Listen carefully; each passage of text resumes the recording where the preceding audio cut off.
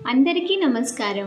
ఈ వీడియోలో మనం వారాహి నవరాత్రులలో 10వ రోజు వారాహి అమ్మవారిని ఏ మంత్రంతో ఏ నామాలతో ధ్యానించాలి, ఏ నైవేద్యాన్ని సమర్పించాలి అనే విషయాల గురించి తెలుసుకుందాం।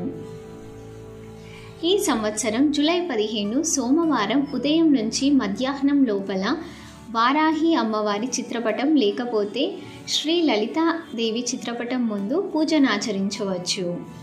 ధ్యాన శ్లోకం హ్రీంకారాసన గర్భితానలశిఖాం సౌ క్లీం కళాం బిభ్రతీం సౌవర్ణాంబరధారిణీం వరసుధా ధౌతాం త్రినేత్రోజ్వలాం వందే పుస్తకపాశమంకుశధరాం స్రగ్భూషితాముజ్వలాం త్వాం గౌరీం త్రిపురాం పరాత్పరకళాం శ్రీచక్ర సంచారిణీం అని ధ్యానించిన తర్వాత ఇప్పుడు నేను చెప్పబోయే నామాలను పఠిస్తూ జగన్మాతను ధ్యానించాలి।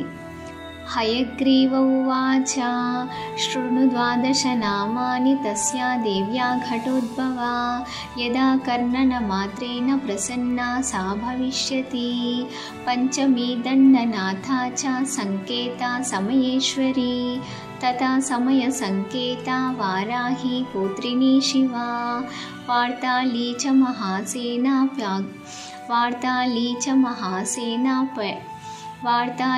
మహాసేనాప్యాజ్ఞా చక్రేశ్వరీ తథా అరిగ్ని చేతి సంప్రోక్తం నామ 12 మునే నామ 12 వజ్రపంజరమధ్యగః సంకటే దుఃఖమాప్నోతి న కదాచన మానవః ఏతైర్నామభిరభ్రస్తాః సంకేతాం బహుతుష్ణుః తేషామనుగ్రహార్థాయ ప్రచచాల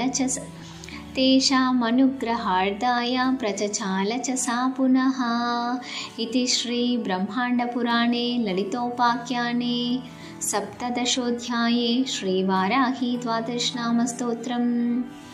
ఈ రోజున వారాహి అమ్మవారికి మీ మనసుకు నచ్చిన ప్రసాదంను సమర్పించవచ్చు। ఈ విధంగా వారాహి అమ్మవారిని భక్తి శ్రద్ధలతో ధ్యానించి వారాహి అమ్మవారి అనుగ్రహాన్ని పొందండి।